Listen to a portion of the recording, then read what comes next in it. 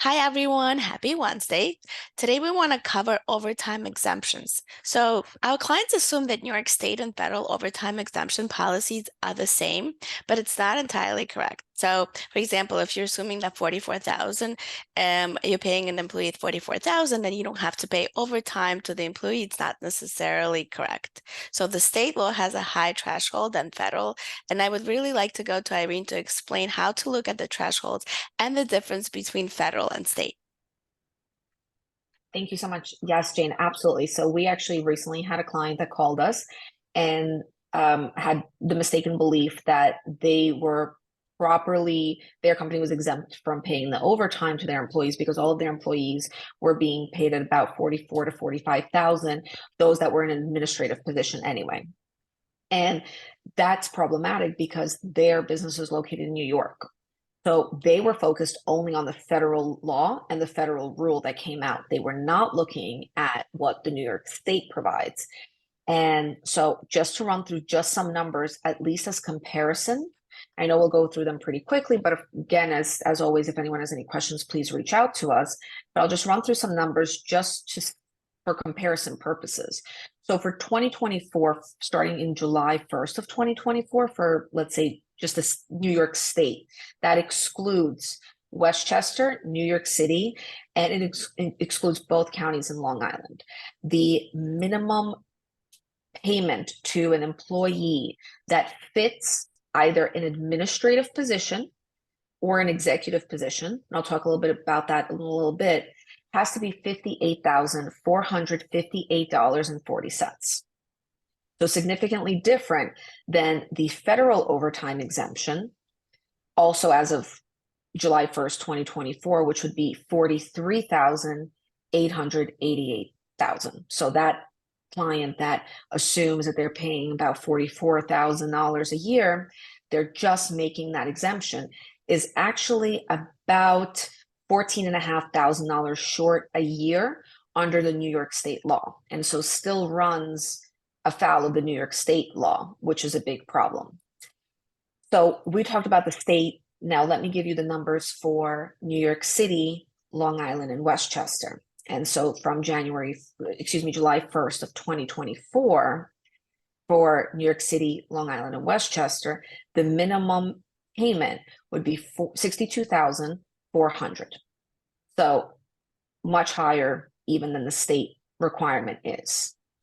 And we spoke briefly about the administrative executive roles.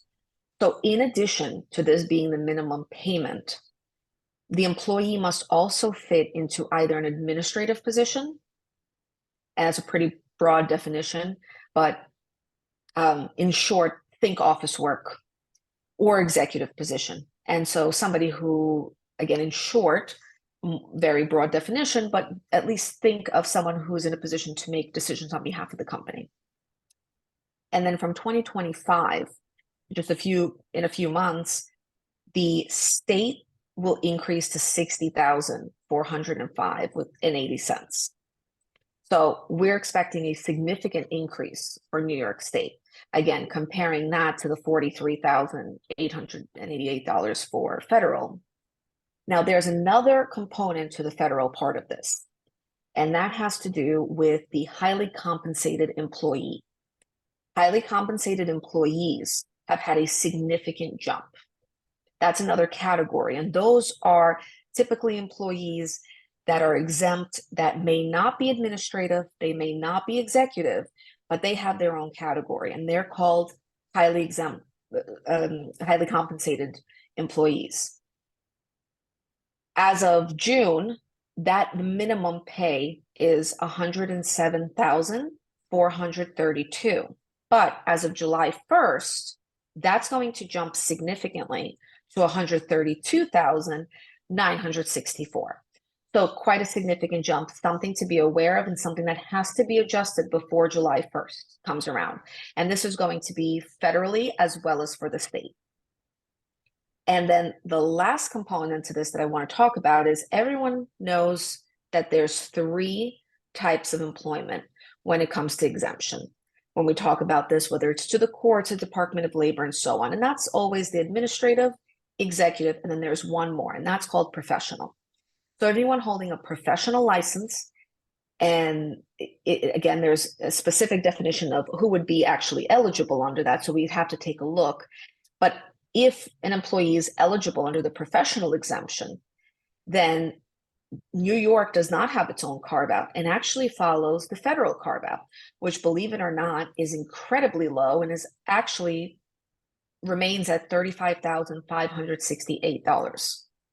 But again, the employee must fit that professional requirement.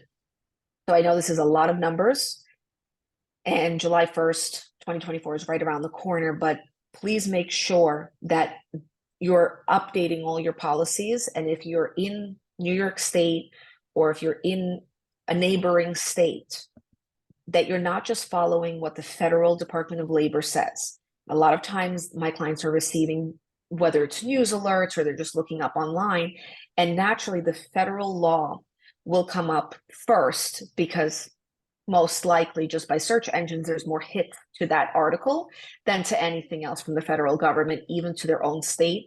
And as you see, New York State is significantly higher. So we need to make sure that there is compliance to be overtime exempt, both federally and with the state.